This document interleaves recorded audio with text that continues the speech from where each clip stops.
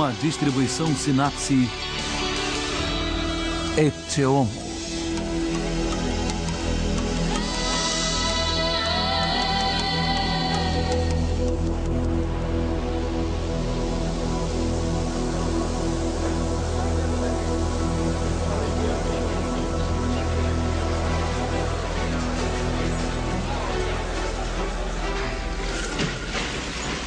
Todas as espécies vivas trocam informações necessárias à sua sobrevivência.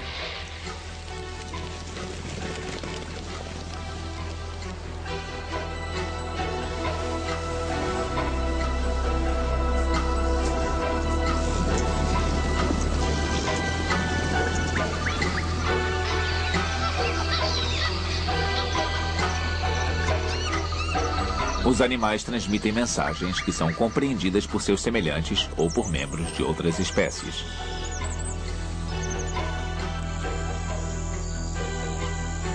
A maioria dos carnívoros marca seu território para intimidar possíveis invasores. As aves realizam diversos rituais para seduzir o sexo oposto.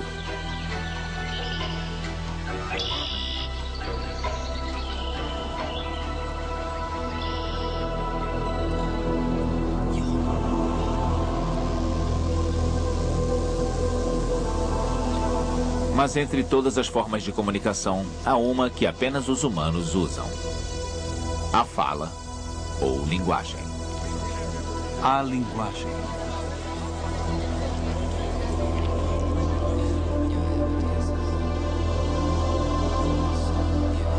A linguagem é um sistema de comunicação tão sofisticado que consegue expressar desde as necessidades mais básicas aos conceitos e emoções mais complexos. As palavras podem descrever coisas que não estão presentes e até, se necessário, coisas que não existem.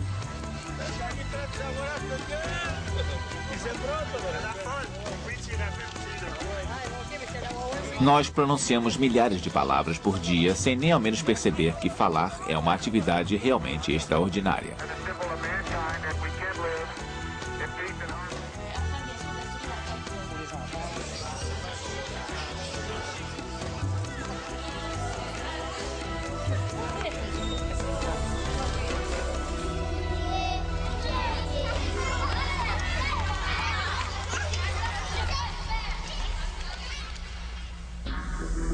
Em busca da língua-mãe.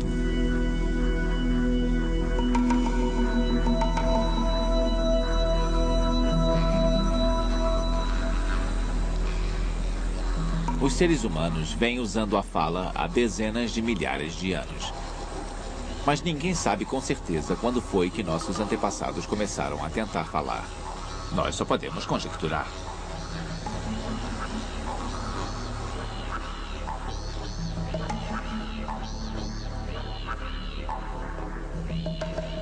É muito difícil dizer há quanto tempo os seres humanos falam. Isso se deve, obviamente, ao fato de não termos registros anteriores aos registros escritos, que existem há apenas alguns milênios.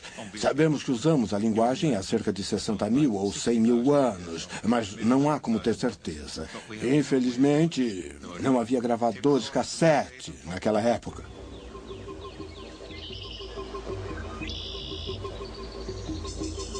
Como nossos ancestrais deixaram de se comunicar como animais e desenvolveram algo tão complexo quanto a fala humana? Esse mistério ainda não foi esclarecido.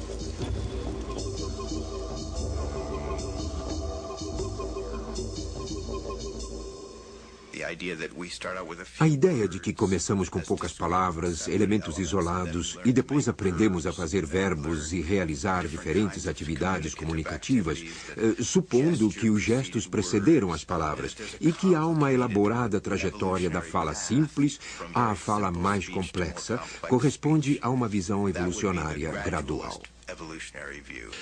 Na visão mais moderna, os animais teriam, na verdade, uma série de habilidades que não conseguiam usar de maneira linguística até que alguma coisa aconteceu, especificamente a mudança do sistema vocal dos animais, que permitiu a execução da fala de uma maneira modulada, muito evoluída, e eles conseguiram unir isso à sua habilidade de reconhecer e discriminar objetos e de criar pensamentos complexos.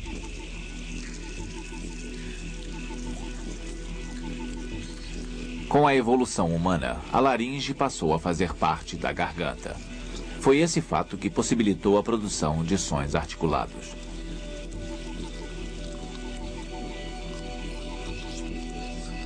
Por causa da posição peculiar da laringe, a comida pode desviar-se para a traqueia.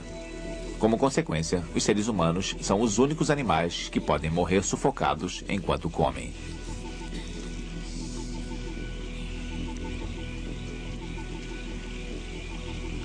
A linguagem permitiu que o Homo sapiens transmitisse o conhecimento adquirido e as novas descobertas de geração para geração. Como resultado, nossa espécie se desenvolveu a uma velocidade impressionante. Com o uso da fala, por exemplo, foi provavelmente mais fácil aprender a fabricar e utilizar ferramentas cada vez mais sofisticadas.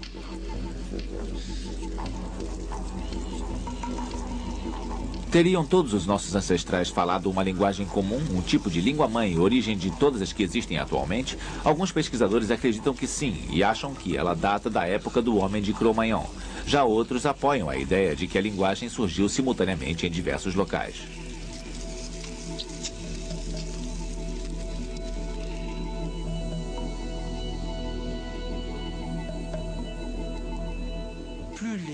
Quanto mais primitivas as sociedades, maior é a diferença entre elas. Por isso, devemos concluir que os seres humanos pré-históricos dispunham de vários modos de expressão linguística e que, à medida que foram se agrupando em grandes unidades de civilização, como impérios ou estados, esses modos linguísticos foram ficando mais padronizados e modelos cada vez mais específicos foram adotados e popularizados.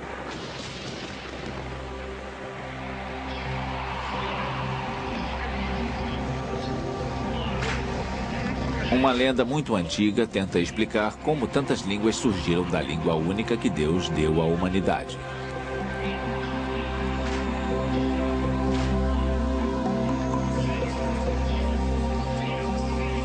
É a história da Torre de Babel.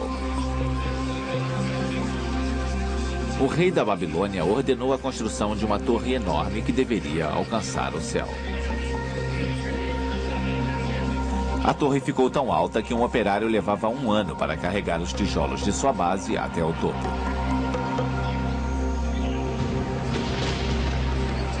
E então, para punir o rei por seu orgulho, Deus enviou uma multidão de línguas para a terra. Os operários não conseguiam mais se entender e tiveram que abandonar o trabalho na torre.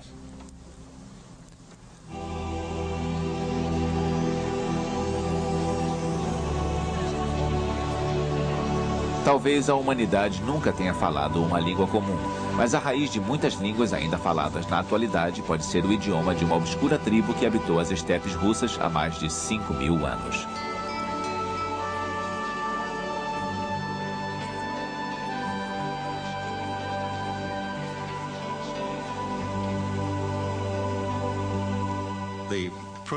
O proto-indo-europeu é o ancestral da maioria das línguas faladas hoje na Europa, das línguas românicas, como o italiano, o francês e o espanhol.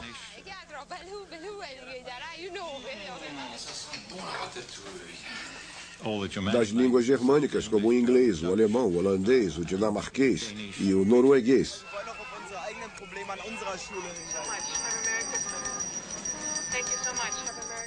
Das línguas eslavas, como o russo e todos os idiomas desse grupo, e também de algumas línguas da Pérsia, onde hoje é o Irã, e do hindi, na Índia.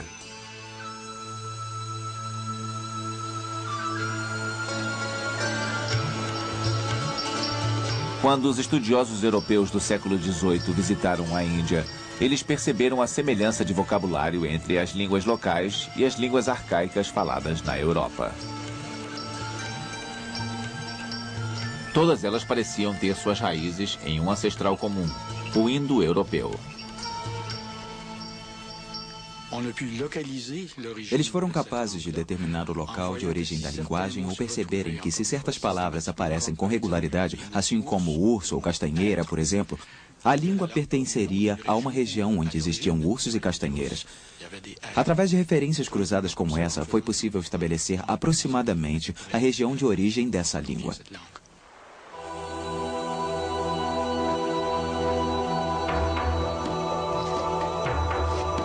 Os indo-europeus eram provavelmente guerreiros seminômades. Eles saíram da Rússia e gradativamente se espalharam pela Ásia e por toda a Europa, dando origem aos eslavos, aos teutônicos, aos celtas e aos povos itálicos. Esses últimos eram ancestrais dos romanos e desenvolveram uma língua que se tornaria uma das mais influentes do mundo antigo: o latim.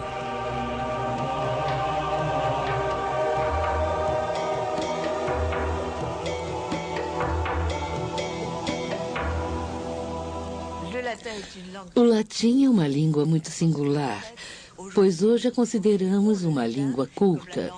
É a linguagem da ciência, da cultura. Mas originalmente era, na verdade, a língua dos camponeses pobres, que se estabeleceram no centro da Península Italiana. Contudo, esses camponeses pobres, os romanos, provaram ser soldados formidáveis.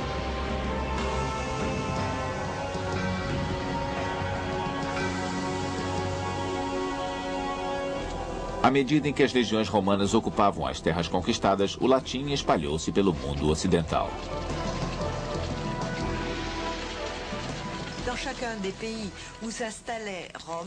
Em todos os países onde os romanos se estabeleciam, as pessoas ansiavam por ascender socialmente, já que a sociedade romana era muito mais rica e poderosa do que as anteriores. Roma não precisava impor sua língua, pois falar latim era considerado uma vantagem. Mas o latim que eles falavam variava de região para região.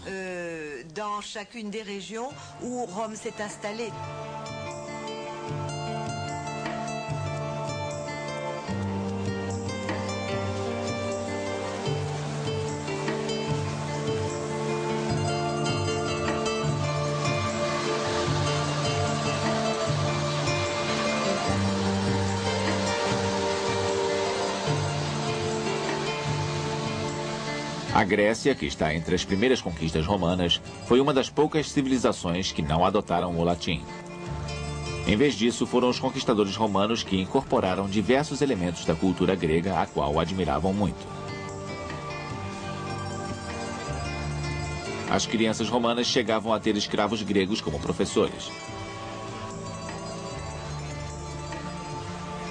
Por esse motivo, a cultura que rapidamente se espalhou por toda a Europa foi chamada de greco-romana.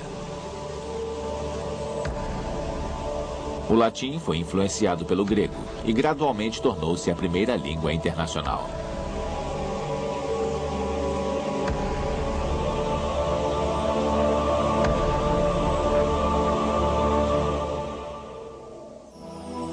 A evolução das línguas.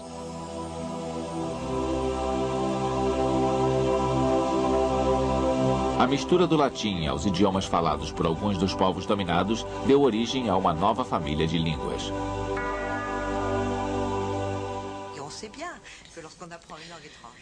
Todos sabem que quando aprendemos uma língua estrangeira, nós a pronunciamos de maneira um pouco diferente e que é grande a troca de elementos entre línguas diversas. Foi assim que surgiram as chamadas línguas românicas, as línguas que derivam do latim.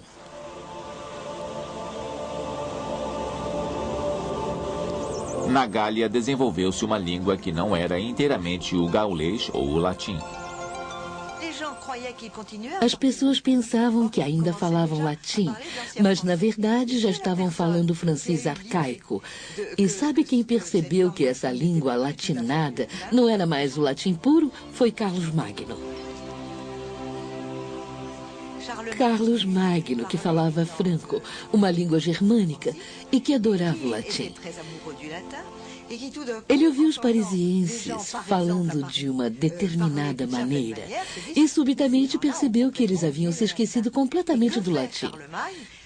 Então, o que foi que ele fez? Mandou buscar na Inglaterra um monge muito sábio chamado Albino para que ele reensinasse latim aos franceses, coitados, que haviam esquecido completamente.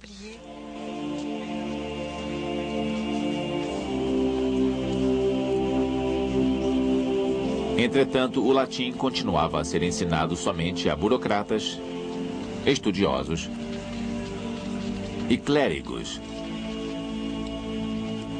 Entre a população, o francês continuou a crescer e a mudar.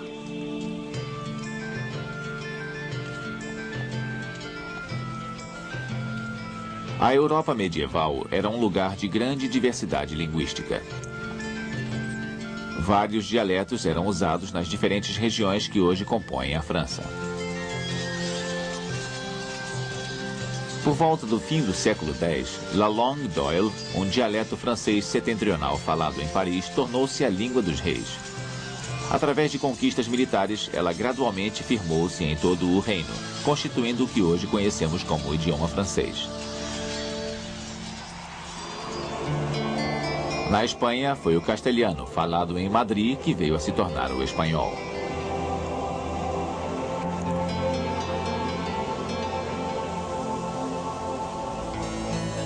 Na Itália, a vitória do toscano, um dialeto do norte, não foi conquistada com armas.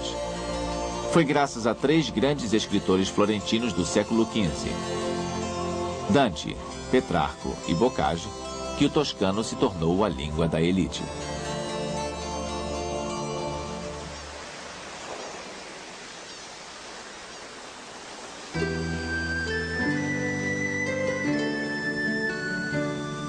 O inglês surgiu no mesmo período em que as línguas românicas. No século V, a Inglaterra era habitada pelos povos celtas, que foram expulsos pela chegada das tribos germânicas do continente. Essas tribos germânicas chegaram, decidiram que ali era um bom lugar para se estabelecer e ocuparam principalmente a Inglaterra. São os anglos e os saxões, de onde deriva o nome da língua anglo-saxã. Atualmente, os estudiosos às vezes a chamam de inglês arcaico.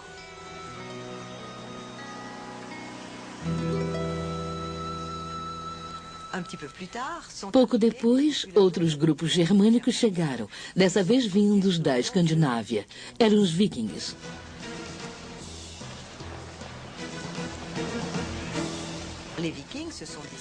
Os vikings também falavam línguas germânicas. O inglês foi fortemente influenciado por essas línguas germânicas do norte.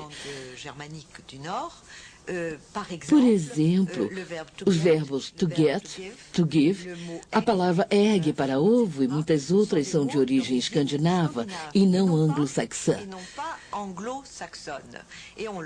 Sabemos disso porque se fossem palavras saxãs, não teriam som G e sim Y. Por exemplo, em inglês se diz yesterday e não yesterday.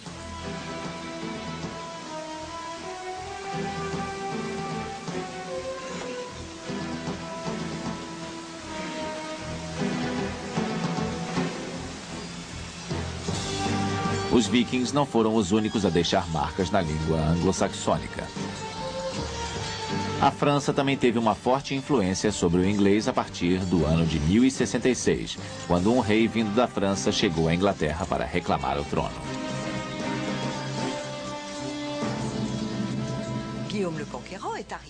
William, o Conquistador, havia chegado e se tornou rei da Inglaterra. Toda a sua corte falava normando e depois passou a falar francês.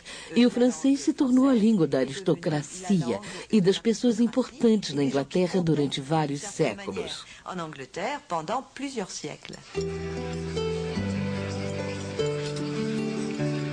A influência francesa pode ser vista, entre outros aspectos, nos termos culinários. Como apenas a nobreza tinha dinheiro para comer carne, as palavras inglesas para a carne preparada para ser ingerida foram tomadas do francês, enquanto os nomes dos animais vivos continuaram bem ingleses. Assim, o francês veau vira veal, a carne, mas cough é a palavra inglesa para bezerro. O francês mouton e mutton no prato e sheep, ou carneiro, no pasto.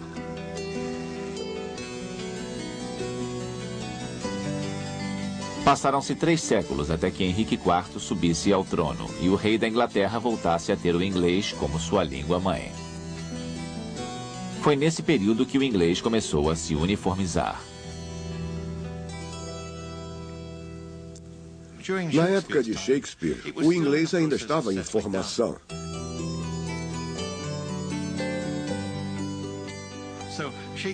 Isso deu a ele uma vasta gama de escolha. Era também uma época em que era possível criar palavras novas e importar e adaptar outras do latim, do francês ou de outras línguas. Nesse sentido, Shakespeare foi um grande inventor e muitas palavras foram registradas pela primeira vez em suas obras. É claro que isso não quer dizer que ele realmente as inventava, mas foi ele que levou o crédito por tê-las registrado primeiro. Então, havia uma grande variedade na língua de Shakespeare na época e ele soube aproveitá-la ao máximo.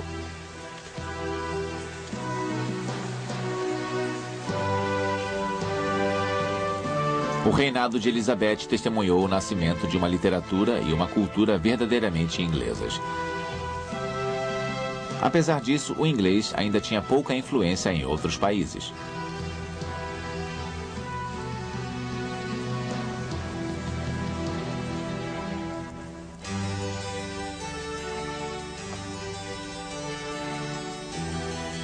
Na época, e por vários séculos subsequentes, foi a cultura francesa que dominou a Europa.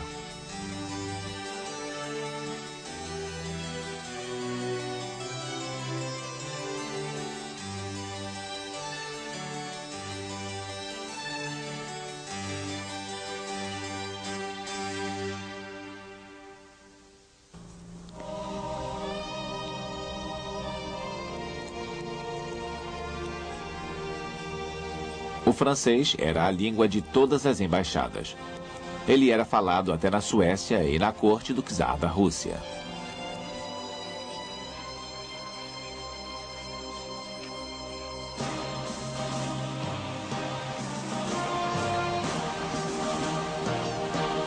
Mas a soberania do francês estava ameaçada.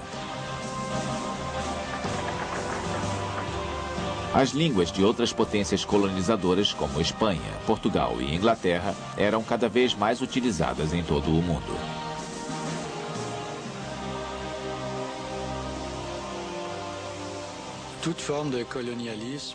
Para poder exercer seu poder, toda administração colonial tenta impor sua forma de governo, suas leis, culturas, práticas comerciais e, é claro, sua língua.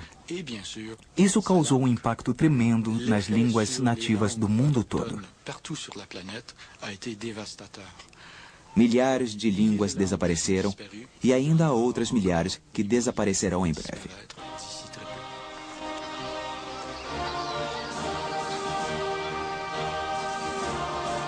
Com a expansão do Império Britânico, onde se dizia que o sol nunca se punha, a língua inglesa aumentou sua esfera de influência no mundo, gradualmente conquistando o status de língua internacional que desfruta até hoje.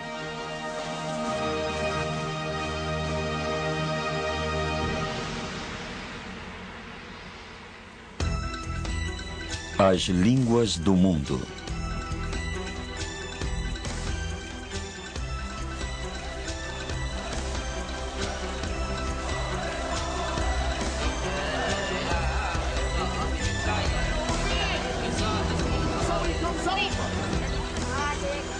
Todas as línguas faladas no mundo atualmente podem ser agrupadas em poucas e abrangentes famílias.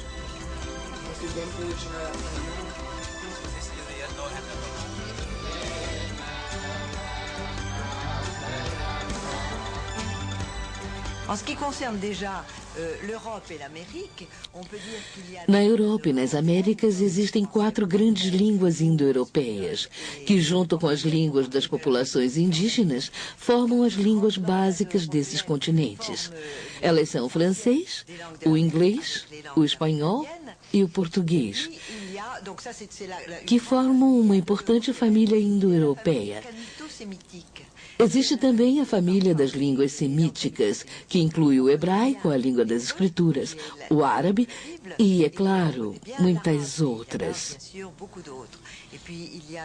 E há outras famílias de línguas, como a das línguas turcas e mongóis, ou das línguas africanas e ameríndias, que pertencem a famílias completamente diferentes.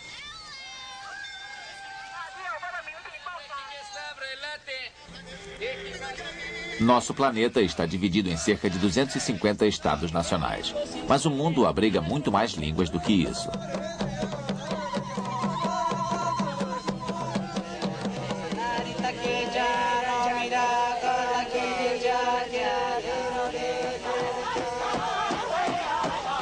Estima-se que o número de línguas faladas na atualidade varia entre 3 e 6 mil.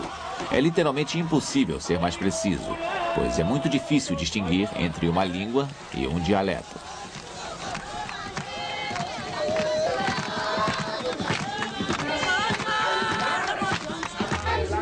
Em termos gerais, uma língua é um dialeto que tem um sistema de escrita padronizado, ensinado em escolas e usado para fins administrativos.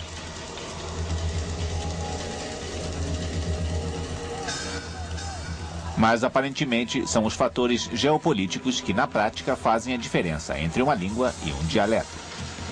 Diz-se com frequência que uma língua é apenas um dialeto apoiado por um exército.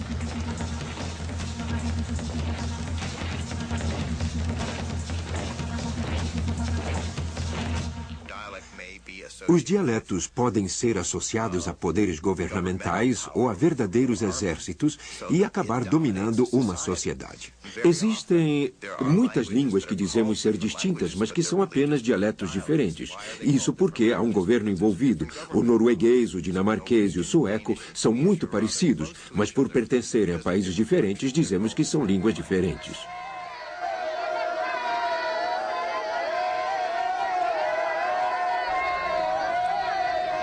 Muitas vezes, a língua é um símbolo nacional de grande importância.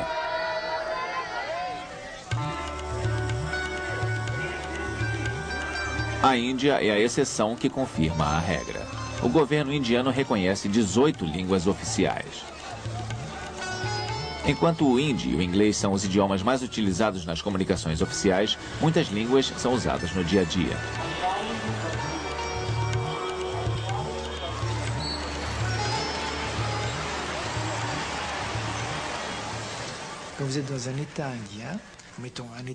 Nos estados do sul da Índia, como Andhra Pradesh, ninguém fala hindi.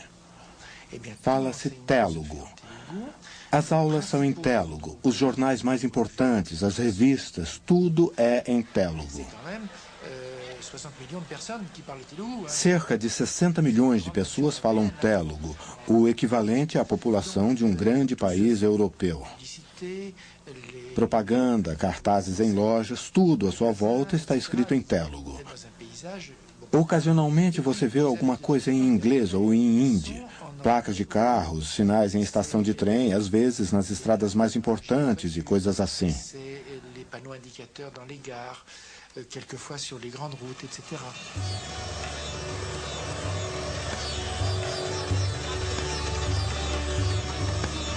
Ao todo, mais de 400 línguas são faladas na Índia. Algumas por apenas alguns milhares de habitantes isolados nas regiões mais remotas.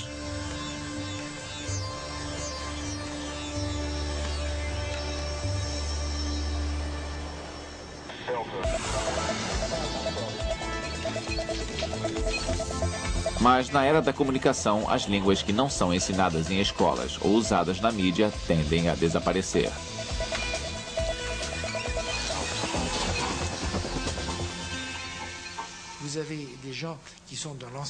Na sociedade tradicional antiga, as pessoas falam apenas sua própria língua.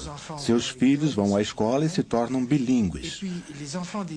Seus netos falam apenas uma língua, pois os pais bilíngues não veem a necessidade de ensinar-lhes a língua de seus avós, e as crianças aprendem somente a língua que aprendem na escola, a língua do Estado. Em 3 gerações, eles passam de sua língua nativa, a língua tribal, ancestral, como quiserem chamar, para a língua do Estado, que se torna suprema em todas as áreas.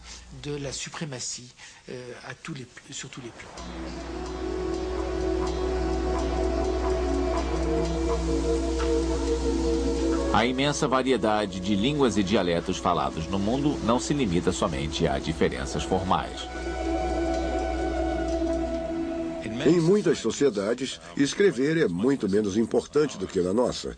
E uma das características das sociedades sem escrita é que as pessoas mais velhas tendem a saber mais do que os jovens. E isso faz uma grande diferença em termos de relações sociais. Assim, em muitas sociedades, ser velho é ser um reservatório de sabedoria, enquanto nas sociedades com escrita, os idosos não são sempre vistos dessa forma.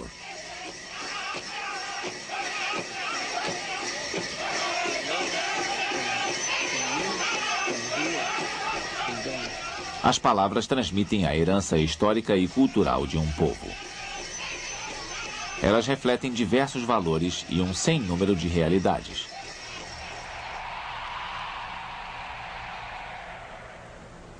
Por exemplo, os esquimós Inuit têm muitas palavras para a neve. A neve que cai, a neve compacta, a neve leve, granulada ou endurecida como gelo.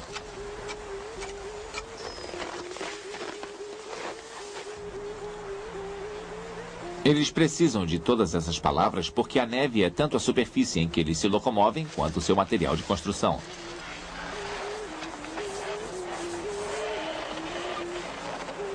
Além disso, as condições da neve também têm um efeito sobre o modo como certos animais se locomovem, facilitando ou dificultando a caça.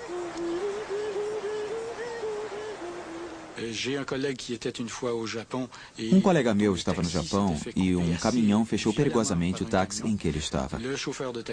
O motorista berrou algo para o caminhoneiro. Meu colega soube mais tarde que ele tinha dito apenas "isso é perigoso", sem usar as palavras que indicam cortesia. Foi um tremendo insulto em japonês. Para insultar alguém no Japão, você retira palavras. Nas culturas francesas, especialmente em Quebec, se quiser insultar alguém, você faz uma longa lista de ofensas.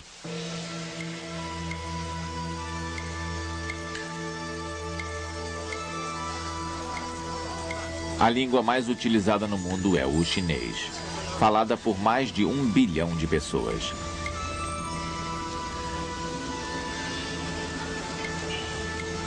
Mas isso não basta para fazer do chinês uma língua internacional.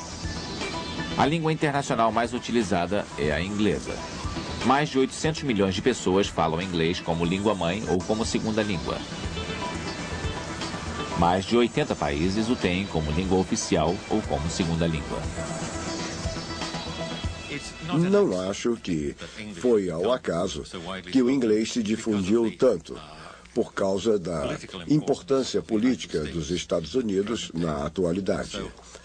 Aliada à força do Império Britânico no passado, o poder que os Estados Unidos têm hoje faz do inglês uma língua muito dominante.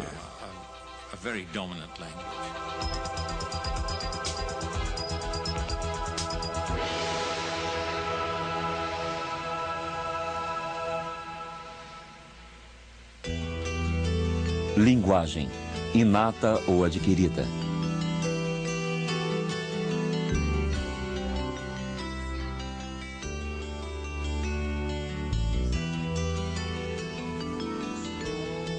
Uma das grandes questões sobre a linguagem é se ela é inata ou adquirida.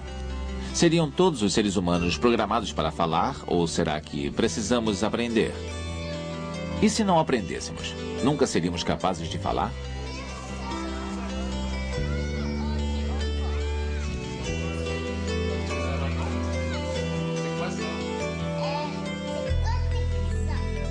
A habilidade linguística é como uma semente dentro de um ser humano e ela começa a crescer quando outra pessoa começa a falar a fala dos outros. É como água para a semente da habilidade linguística.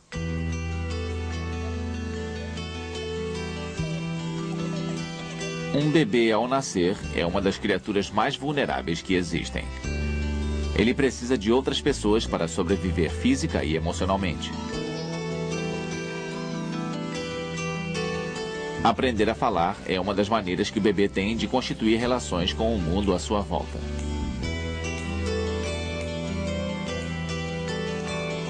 Instintivamente, quando uma mãe fala com seu filho, ela o faz gentilmente e com longas pausas. Essa maneira de se comunicar tem por objetivo atrair a atenção do bebê e ajudá-lo a compreender os conceitos de aprovação, proibição e questionamento.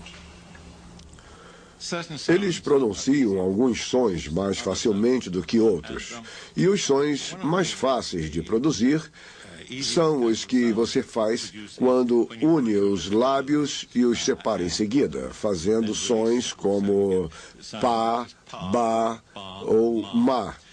Parece ser mais do que uma coincidência o fato de, em inúmeras línguas do mundo, línguas que não se relacionam, as palavras para aqueles que primeiro tomam conta de nós são palavras como papá, babá, mamá. Resta ainda um mistério. Como os bebês aprendem a reconhecer as sutilezas escondidas em alguns sons?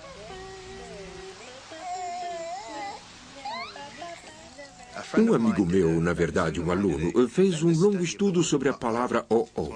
É uma das palavras mais complicadas que podemos imaginar. Não é uma palavra de verdade, mas tem um significado bem distinto, pois indica que você esperava algo, mas outra coisa aconteceu. Toda uma noção de imaginação está embutida na simples expressão "oh-oh". Crianças muito jovens são capazes de relacionar dois conceitos diferentes com uma só palavra. Um exemplo seria uma criança de 1 ano e meio de vida que vê os óculos do pai e não fala óculos, e sim papai.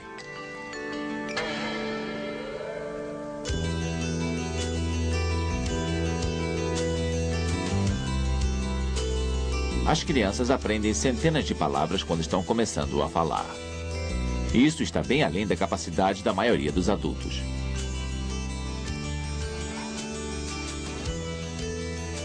Mesmo as crianças muito jovens compreendem as regras gramaticais básicas da língua falada à sua volta.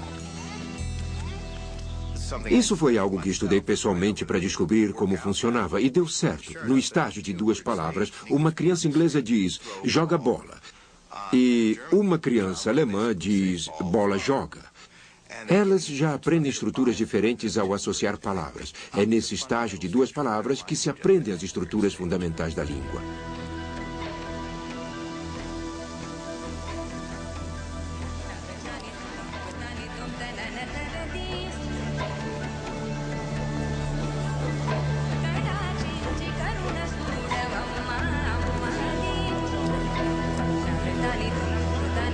Para os adultos, assim como para as crianças, a língua exerce funções sociais muito importantes.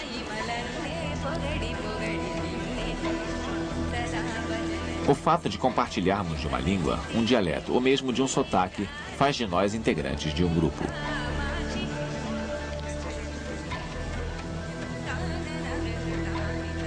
Mas a língua também pode excluir as pessoas.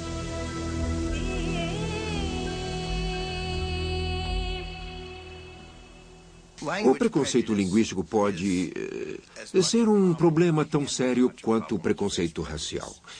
Ele se torna uma maneira de julgar as pessoas em somente alguns segundos. Se todos os dialetos são iguais, devemos respeitá-los como tal. Mas nós sabemos que as pessoas tomam decisões muito apressadas e emocionais em relação aos outros com base no jeito como elas falam.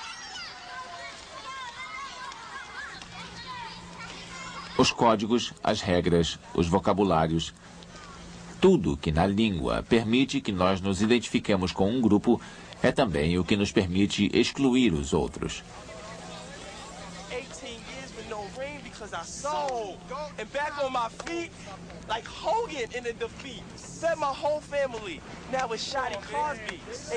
É isso que os jovens fazem ao usar gírias, que mudam com frequência. Assim, é quase impossível que alguém fora de seu grupo consiga aprendê-las. É um dos dialetos que muda mais rapidamente no mundo.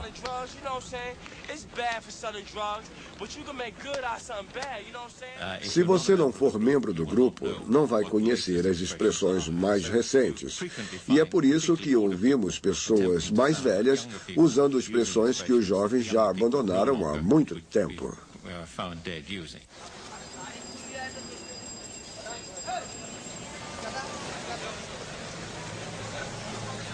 O nível da nossa linguagem muda, às vezes inconscientemente, para se adaptar às diferentes circunstâncias da vida.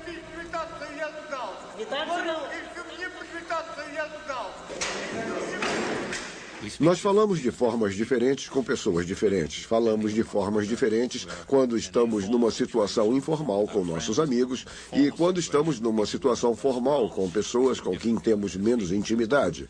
Falamos diferentemente se nos dirigimos a alguém mais velho ou a um superior do que quando falamos com alguém numa posição social inferior ou com alguém mais novo, ou com nossos colegas, e assim por diante. As maneiras como falamos variam muito.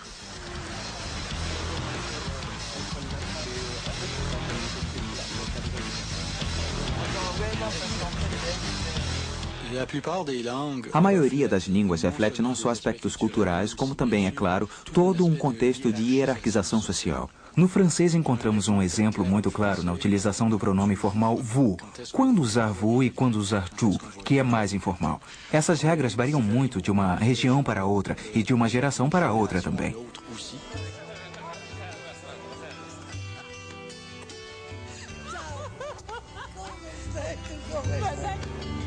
Em qualquer cultura, a comunicação entre as pessoas também depende da linguagem corporal. A distância a que você se posiciona, suas expressões faciais e seus gestos revelam muito sobre suas emoções durante uma conversa.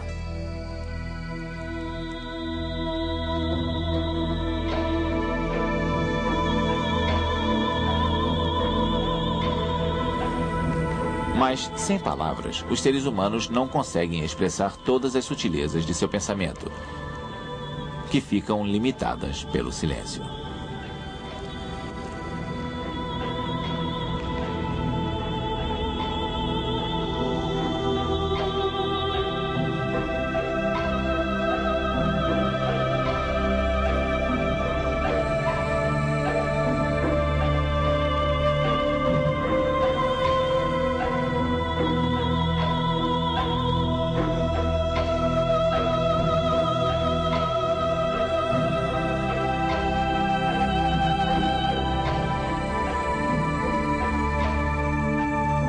A necessidade de se comunicar é tão profundamente arraigada nos seres humanos que nós inventamos uma linguagem de sinais para os surdos-mudos.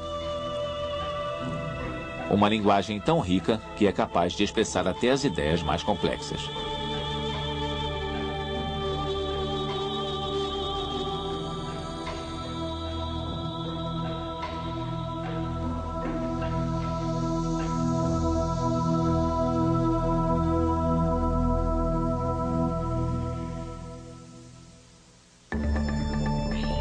Uma linguagem universal?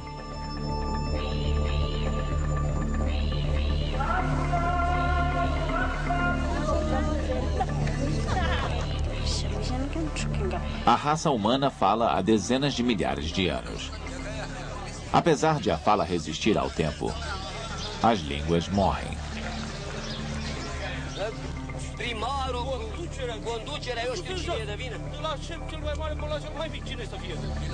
Uma vez que as palavras expressam atividades e ideias que mudam constantemente, as línguas também devem mudar.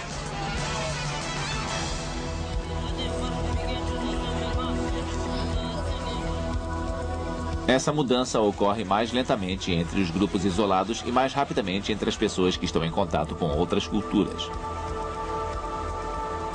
O tempo de vida de uma língua varia muito. Algumas, como o hebraico, o latim, o egípcio, o sânscrito e o chinês, já superaram a respeitável idade de 2 milênios, enquanto outras mal chegaram a durar 300 anos.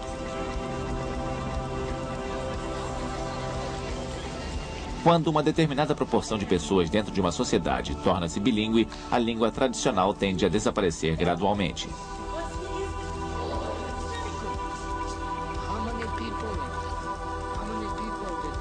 As novas gerações a abandonam em favor da língua da maioria, que oferece acesso ao mundo moderno. Obviamente, quando uma língua reina suprema, como o inglês, que hoje em dia está presente em quase toda a comunicação internacional, muitas outras línguas ficam seriamente ameaçadas. Estima-se que se as línguas continuarem a desaparecer na velocidade atual, cerca de 90% das línguas do mundo se extinguirão nos próximos 50 ou 70 anos.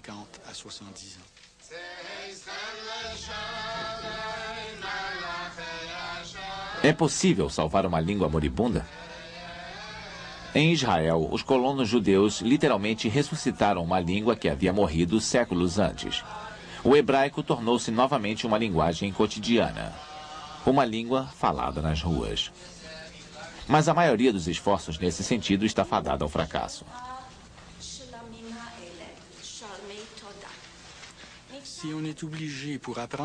É extremamente difícil aprender uma segunda língua, uma língua que você não aprendeu enquanto criança. É preciso uma dedicação enorme. E você nunca será tão preciso quanto desejaria. A única maneira de verdadeiramente restabelecer uma língua é garantir que as crianças a aprendam como sua língua-mãe. Mas para isso, é preciso que à sua volta haja pessoas que falem essa língua com naturalidade perfeita.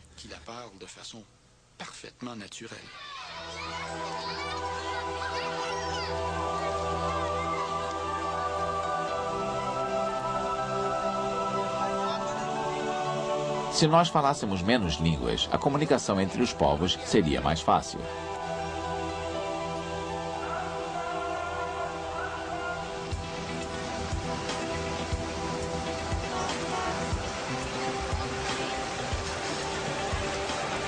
Na era da aldeia global da comunicação instantânea, uma língua comum pode parecer interessante.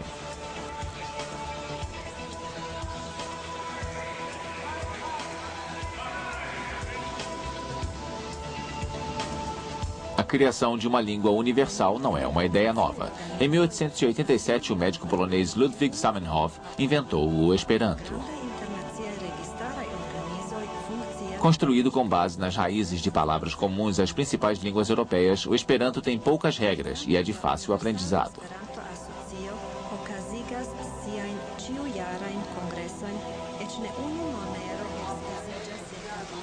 Mas é uma criação artificial que nunca criou raízes, pois não tem ligação com o cotidiano.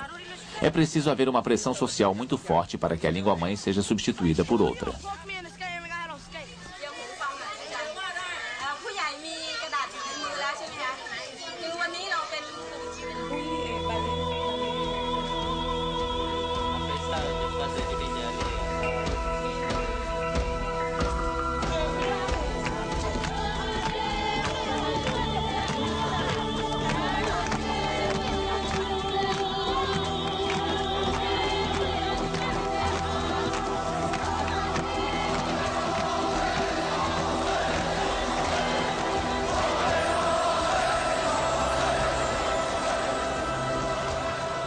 Desde a Torre de Babel, o ser humano já falou muitas línguas.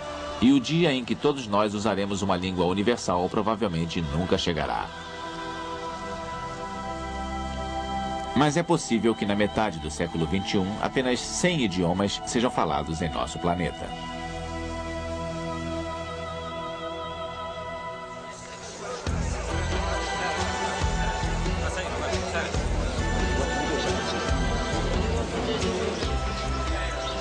A morte das línguas traz sérias consequências. Nós nos beneficiamos com nossas sociedades diferentes e elas precisam de línguas diferentes para sobreviver. Cada língua traz em si todo um conhecimento específico. A linguagem é uma maneira de ver e compreender o mundo. Perder as palavras com que nos expressamos é perder tudo isso. É difícil prever como se dará a evolução das línguas. Mas uma coisa é certa: os seres humanos sempre foram capazes de se adaptar. Se no futuro não tivermos palavras para expressar o mundo que nos cerca, é bem provável que nós inventemos as palavras que faltarem.